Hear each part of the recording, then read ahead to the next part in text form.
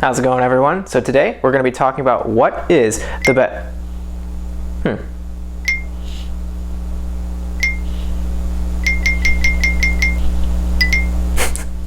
Guys, today we're going to be talking about what is the best beginner airsoft gun. So let's get started.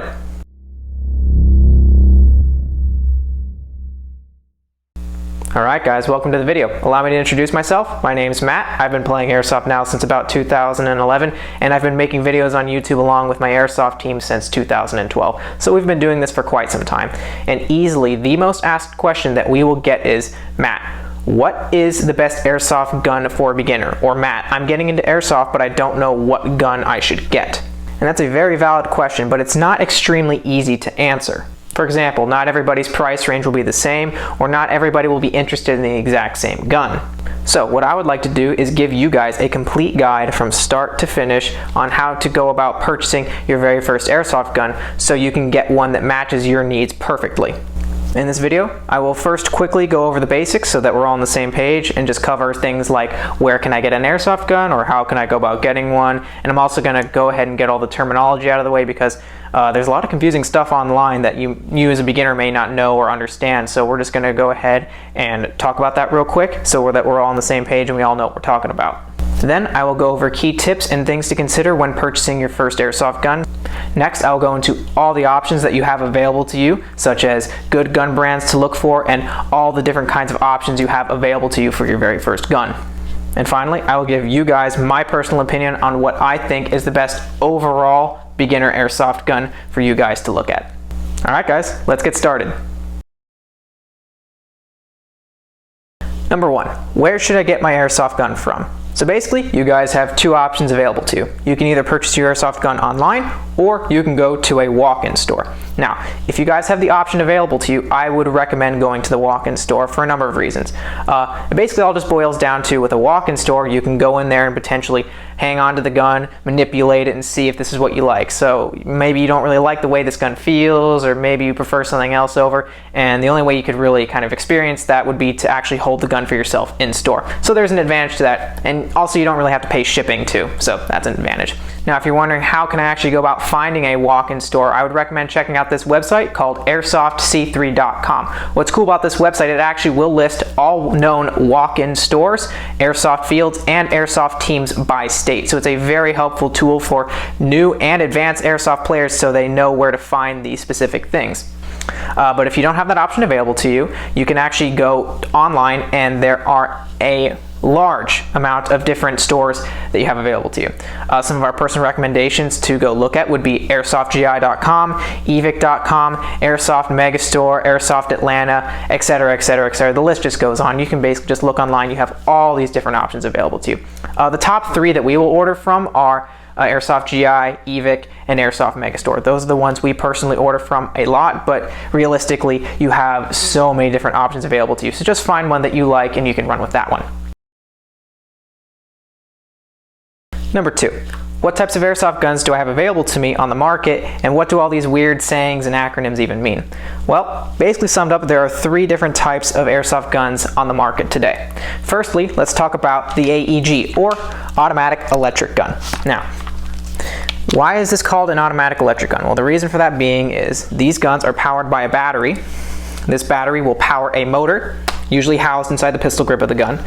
This motor will spin a series of gears and ultimately a piston, which creates air compression that drives down the gun, picks up a BB, and fires it down the end of the barrel. A couple things about the AEG. It is easily the most common type of airsoft gun that you will have available to you on the market, or you will see at the airsoft field when you go out to play. Reasons for that being is these guns are typically the most affordable guns that you will have available to you, and they are extremely reliable and easy to upgrade. So you will see a lot of guys running AEGs out there on the field because these are kind of the sweetheart of the airsoft community. The AEG is also my personal top recommendation for you guys to look at when purchasing your first airsoft gun, mainly for the reasons that I just listed, and those being that it's extremely reliable and extremely affordable for you guys. Next up, we probably have the coolest type of airsoft gun, the GBB, or sometimes known or referred to as the GBBR. Now, this stands for gas blowback, and GBBR stands for gas blowback rifles. So they basically mean the same thing. One's just a rifle, the other's just GBB, gas blowback. That's all it means. Now, what's nice about gas blowbacks is they're specifically designed to emulate a real steel firearm. So for example, this is a KWA Chris Vector, and if you'll notice when I cock this bolt back, it actually simulates realistic function of an actual firearm. It even has a bolt release on the side here that I can press, just like on the real thing, and it'll send it home. Also locks back on the last shot fired and everything like that. So if you're going for realism, you cannot beat a gas blowback rifle because these guns are literally designed to kind of copy how real guns function. Now, how these guns work is you take the magazine and you actually fill up a gas reservoir that's held typically in the magazine. You put that magazine into the gun, and when you pull the trigger, a hammer will drop or some type of mechanism, and it will release gas from the magazine, and this gas pressure will cycle the whole action of the gun and fire a BB simultaneously. A few things about gas blowback rifles. Number one, they are neither here nor there when it comes to being expensive. The AEG will be the cheapest. This will kind of be in the middle between the three types of airsoft guns you have available to you. They are not extremely reliable, and that is again because the way the gun operates, it has a full moving bolt and all these small internal parts and the gas mechanism it uses. It's very susceptible to dirt and debris getting in the gun and seizing up the action. But if you are the type of guy that's looking for a gun to maybe, simulate a real steel gun, or maybe you're trying to do some real steel firearm training with it, or maybe heck you want to do like some type of cosplaying thing and you want a gun that, while it's not a real gun, is basically the same thing as a real gun in terms of how it operates and how it looks, then I would highly recommend going the route of the gas blowback rifle, because quite honestly, you can't get much closer to how a real steel gun functions than a gas blowback. And lastly, the third option you guys have available to you is the HPA gun, or high pressure air. These guns are basically AEGs but on steroids. Now, while they are easily the most expensive type of option you have available to you, and while I wouldn't really recommend them as a beginner airsoft gun, they are an option you have available to you, and if you have the money and you're really willing to spend it, by all means go nuts. But basically what I'm going to do is just tell you a little bit about HPA guns here. HPA usually has, let me put this gun down, this thing's like, that saw's heavy. How HPA works is you have an air tank that you usually put on your back, and think of it as like a mini scuba tank. This tank will have a line that comes up the top of it and you kind of bring around front, and you plug it into the bottom of your airsoft gun via a little line. This air pressure will then travel through the line up into the gun, and like on the AEG, it has like a little internal gearbox, mech box type of system. We usually call them engines or systems usually. And like an AEG, this system or engine will create air compression inside the device, and when the trigger is pulled, it will shoot air through the device, through a nozzle, ultimately picking up a BB, and to which it will carry it down the barrel and out the end of the gun. I would not recommend these guns as beginner guns for a number of reasons. Number one, they are easily the most expensive type of gun out there, mainly because of how hard they are to manufacture and all the stuff that goes into, making these guns work. You're going to need to get an air tank, a line, a regulator, as well as the internal system itself. Now that being said, these guns, the best way I can describe them are AEGs on steroids. The reason for that being, you can do so many crazy things with an HPA gun, because a lot of these guns are actually controlled with an internal computer that you can utilize to adjust the FPS, rate of fire, and even firing modes. Like you can make these things shoot 3-round burst, 5-round burst. You can also make these guns shoot insanely fast. The trigger response on these things are unrivaled. So that's basically the three types of airsoft guns all summed up. Again, I would recommend going the route of the AEG for the reasons of being mainly the guns are very affordable and they are extremely reliable. Number 3, what qualities and features should I look at and consider when going to get my very first airsoft gun? Firstly, I would look at and consider the price. Here's the reason why. Say you go out and buy a $500 HPA gun. First game, you run out there and you're having a good time, and then at the end of the day you're like, man, I really didn't like carrying around that big old air tank on my back, and I didn't like having that line connect to my gun. I'd like to get something else. Well, now you just spent $500 on your airsoft gun, where you could have used that money to maybe buy some attachments or upgrades for your gun, but now you're stuck with a gun you're not really comfortable with and you don't really enjoy all that much. Now if we go to the opposite end of the spectrum and we go, okay, I don't really want to spend a lot of money on my airsoft gun. I think I can get this nice $50 Walmart gun and take it out there and play. Now that gun may work for a little while, but odds are that gun's not going to last very long and it's not going to perform very well. So when you're getting out there and you're playing with a whole bunch of other guys that have like these, reasonably nice guns, you're not going to be able to keep up with them in terms of performance of your weapon, and your gun may even go down when you need it the most. So when you're looking at purchasing an airsoft gun, I would stick close to the price range of between $100 and $200, but you can expand that price range or decrease it depending on how your money situation is. I would not go any lower though than $90, and I would not go any higher though than $250. So the reason why you don't want to spend a whole lot on a beginner gun is because, well, when you get out there and play, you don't really know. You maybe have like an idea of how you want to play from like maybe watching a movie or playing your favorite video game, but you really won't know how you like to play until you actually get out there and do it for yourself. Getting a middle-of-the-road gun can be really useful to you to help you decide what type of gameplay works for you the best. So then you don't waste a whole bunch of money in buying a gun that only is situated and utilized for a specific scenario. In addition to that, this gun will ultimately become your backup gun or maybe a spare parts gun, because when you get into the sport more and you get more involved with it and you want to upgrade and buy better guns, maybe one of your newer, more advanced guns goes down and you go, oh, well, good thing I got my beginner gun that I got right at the start, and now I can use this as a backup gun. So in summary, you can utilize this gun to ultimately decide how you like to play airsoft and what your preferred style of play is, and you can utilize it in the future as a backup gun / spare parts gun. That brings me to my next talking point, which is FPS, which stands for feet per second. Now this is an important thing to consider because here in the United States, this is generally the standard that we use to judge how hard a gun shoots. Now, at 90% of airsoft fields, the legal FPS limit that you can use on your guns without them being subject to restrictions or not even being allowed for that matter is about 400 feet per second. If your gun is shooting under 400 feet per second, your gun at like 90% of fields should be A-OK.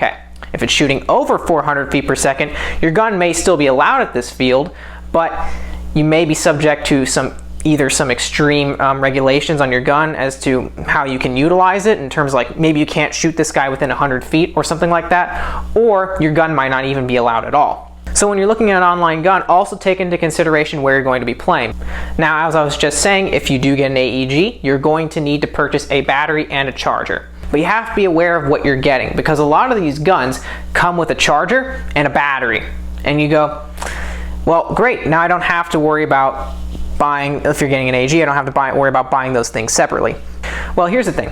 If you get a gun that comes with a charger and a battery, it may seem nice, but do you know the quality of the charger and battery?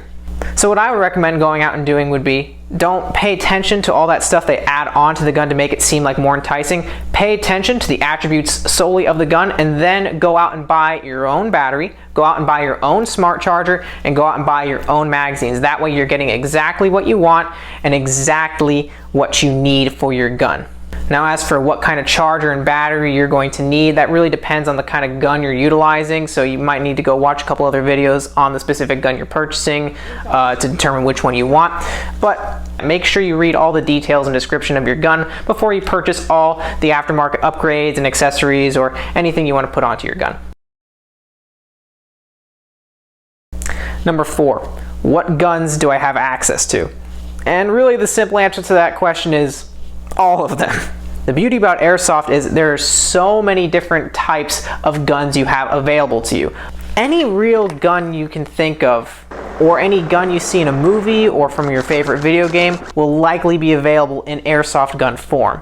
Number one thing I would recommend looking into is, does this gun take M4/M16 style mags? For example, this SCAR right here, this SCAR L, it doesn't look like an M4, it doesn't look like an M16, but it takes M4/M16 style magazines. And that is a general trend you will find in the airsoft world. A lot of these different guns are designed to take M4/M16 style magazines because they are so common. And this actually holds true for a lot of real steel firearms as well. Also, the majority of airsoft players out there on the field will be using a gun that takes M4/M16 style magazines. So say you run out of ammo in the middle of a game and you go, hey, can you toss me a magazine?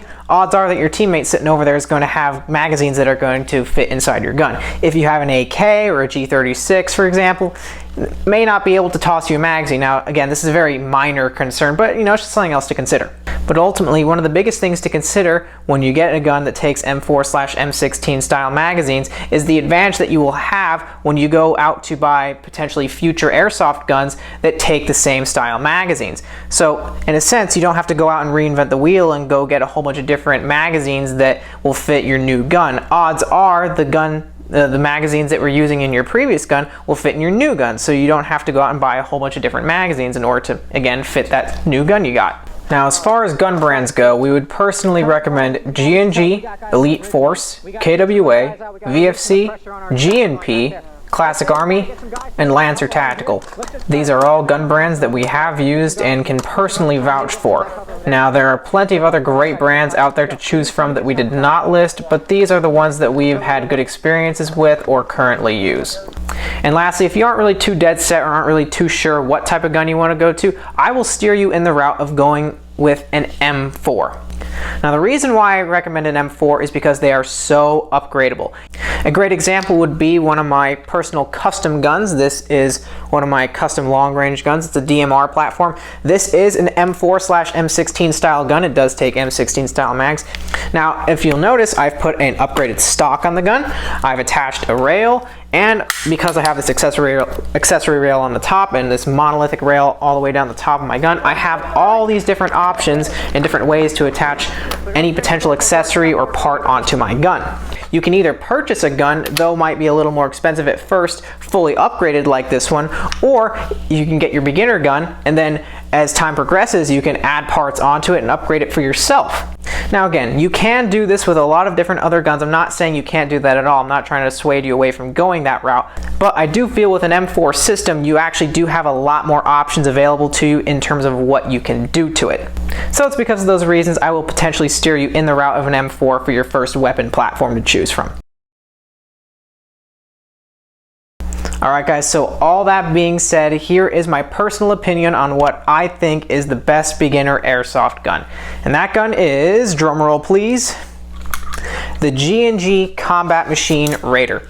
These guns are absolutely fantastic for what they are. So this gun is beautifully priced at only $150, so it falls right between that $100 to $200 price range. This gun shoots between 350 and 370 feet per second, making it ideal FPS for being legal at the field you will play at, as well as having enough energy behind that shot to make sure that when you're shooting your BBs are getting significant range out of them.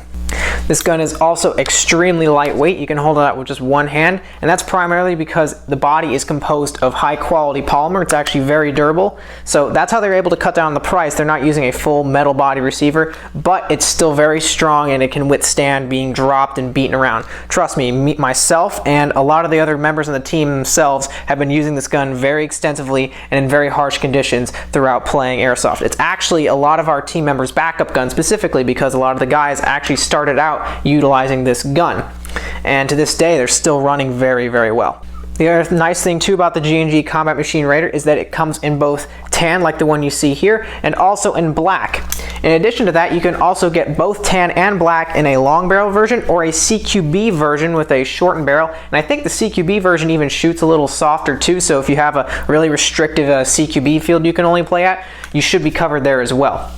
Little disclaimer though, when you purchase this gun, you do not get the tan holographic sight, this specific magazine, or this specific grip here. This is an angle foregrip on the forend. But the reason why I put these attachments on is just to kind of give you guys an example of what you could potentially do to your gun to make it look a lot cooler and perform a little better as well. So for example, stuff you could upgrade on this gun would be the pistol grip. You could change the stock out, maybe remove your rear iron sight and put some type of optic on it. It doesn't necessarily have to be an EOTech, it could be any type of sight you like. You can put maybe a light or a laser on this quad rail you have right here, or maybe even some type of grip. So you can use this gun to reach out to medium, and you can utilize it in short ranges. So what this allows you to do is kind of play around with it and decide what you like to end up doing in airsoft. So you use this gun to decide, I don't really like getting up close, I like staying further back. Then you maybe make your next purchase a little more geared towards long range engagements rather.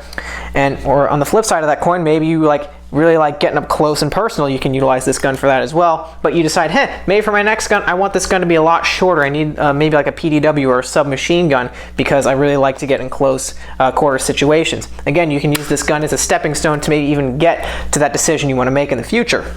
But yeah, guys, this is my top recommendation for the best beginner airsoft gun in my personal opinion. I just think everything is there. The price is right where it should be. The FPS is right where it should be. You got a whole bunch of different options in terms of colors, in terms of barrel lengths, in terms of different options too. You can get these guns in higher quality versions ranging from 200 to 200 plus price ranges. It's durable, it's reliable. What can I say about it? It's just a great gun overall. Couple all these great things with the fact that myself and a lot of the other guys in the team have had a very good experience with this gun, and you just have a great pick for what I believe to be the best beginner airsoft gun. But guys, that'll about conclude this video. Thank you all for watching. It's greatly appreciated. If you enjoy the video, please be sure to hit that like button down below. It really helps us out. And also, if you like this kind of content, we make videos every single Thursday. We primarily do gameplay videos, but we do a whole bunch of other videos like this too. So if you like what you saw, please consider subscribing for content added every single Thursday. Also guys, if you have any questions, comments, or concerns, please be sure to leave them in the comment section down below, and I will try to reply to them as quickly as I possibly can. I monitor them and look at them very frequently. Also, to our more advanced airsoft players, please feel free to leave your suggestions for airsoft guns that you like to use, or maybe guns that you've had bad experiences with, or maybe even just places you'd like to play, or anything you really want to talk about that could potentially help out some of the newer players in the comment section down below. You know, get involved, get active, communicate with each other, because you know, this is just a great community we're all a part of, and I really enjoy the conversations and stuff that we all have online and everything. So really getting involved with one another and talking with each other really helps build and strengthen this community. But again guys, thank you all for watching. Hopefully this helped and answered some questions. We'll see you guys in the next one.